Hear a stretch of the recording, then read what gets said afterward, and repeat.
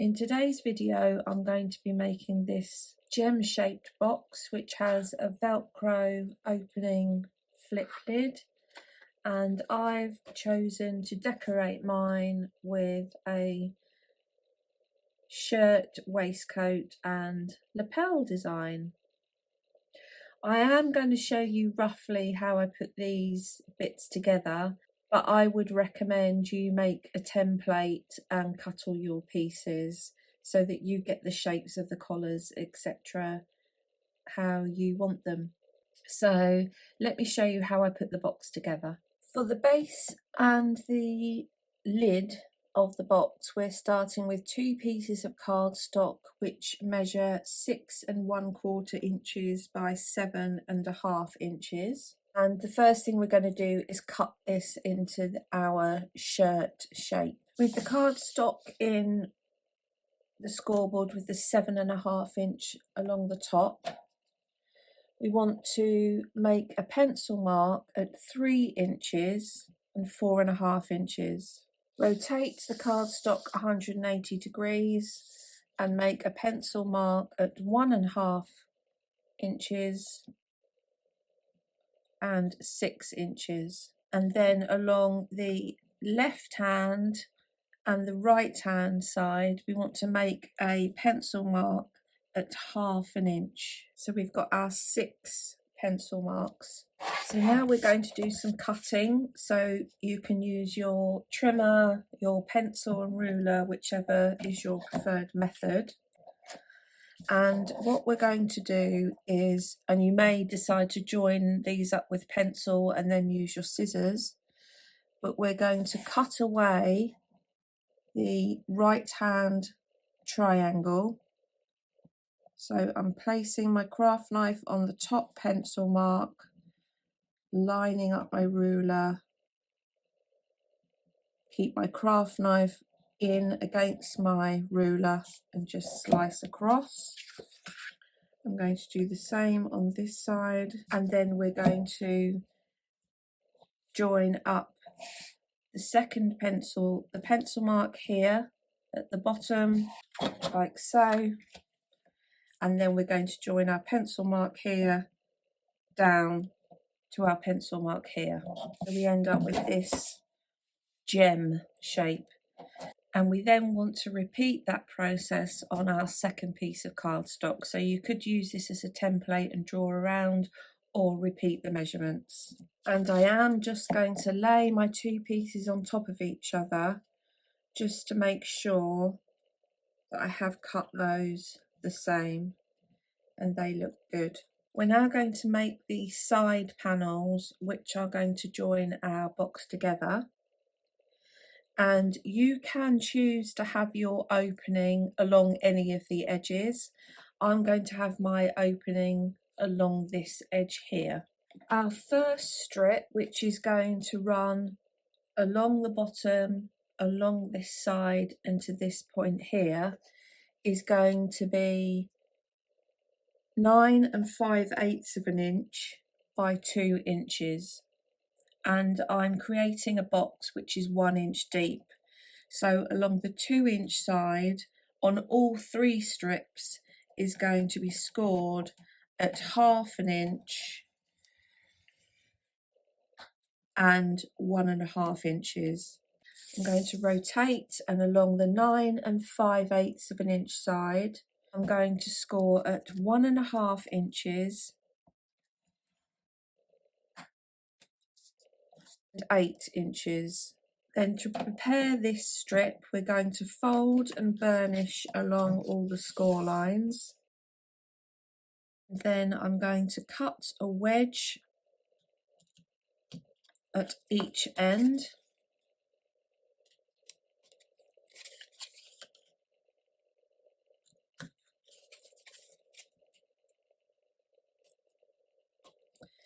And then at the score lines within the 1/2 inch tab, I'm just going to cut along and then cut a wedge.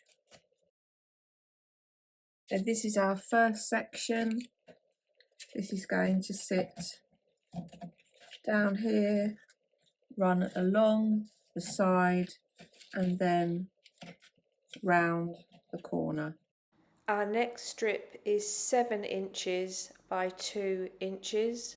Score along the 2-inch side at 1/2 inch and 1.5 inches, and along the 6.5 inch side we want to score at 1 inch and 4 7/8 of an inch. Fold and burnish the score lines, and we're going to cut away the tabs within the 1 5/8 inch section, like so. And then this 1 inch section at the end. Cut a tab into the long tab, just cut straight up for now. This is the flap which is going to sit on the outside of the box. And for our final piece, which is going to run along this edge here, we need a piece strip which measures 7.5 by 2 inches. Score along a 2-inch side at 1/2 inch and 1 inch, and along the 7.5 inch side we're going to score 1/2 inch, which is going to be our glue tab, and 7 inches. Fold and burnish, and with this strip we want to cut away the 4 outer corners and just cut a slight wedge into the tabs.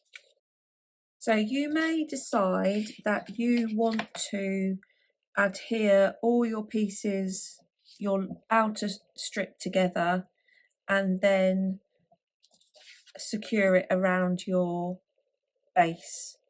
You do what works for you. I'm going to add each piece one at a time, just because I think that will give me more chance of manipulating and adjusting if I need to. So you can start with whatever side you want to, and all we need to do is we just need to work our way around and adhering the outer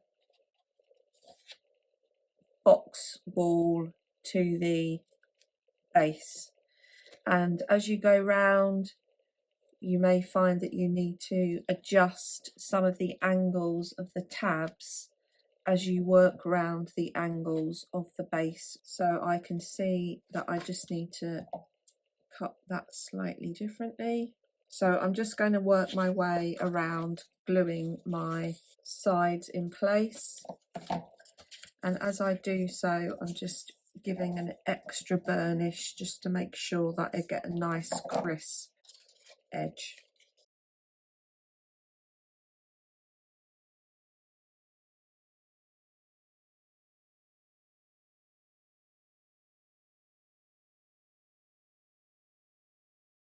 And if your sides don't quite line up, you're almost better having a slight overhang on the base element rather than the side strip, because you can always go round with a knife at the end and just trim off any bits which are overhanging. Then our last strip, so I'm going to join this strip on first, and it is worth just taking your time.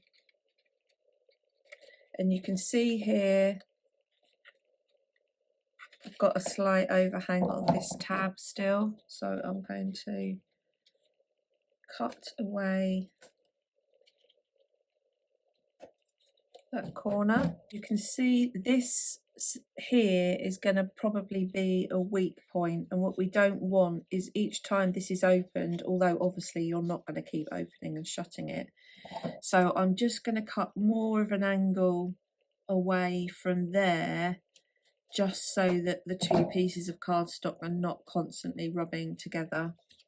And I will do the same on the other side as well. So I'm now going to go around and add on the top. And for the 1 inch section at the end, I've just rounded the corners with my corner rounder. So we're now going to start our decoration, and I would recommend that you cut all of the pieces out and lay them on top of each other before you stick them down. And the reason I'm telling you this is because I stuck my shirt pieces down, and then when I cut my waistcoat, I realised by the time I'd got my jacket lapels on, you were going to see elements of the shirt. So cut your pieces, lay them on, and then once you're happy with how it looks, then glue everything down.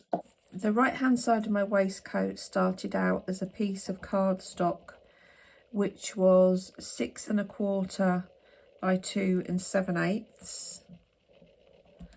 I've measured along the top 2 1/4 inches from the right hand side, and measured down on the right hand side 2 1/2 inches, and then I've just sliced off this portion. On the left hand side I measured down 3/8 of an inch, sliced off this portion for the shoulder, and at the bottom I measured along 3/4 of an inch and sliced off this portion.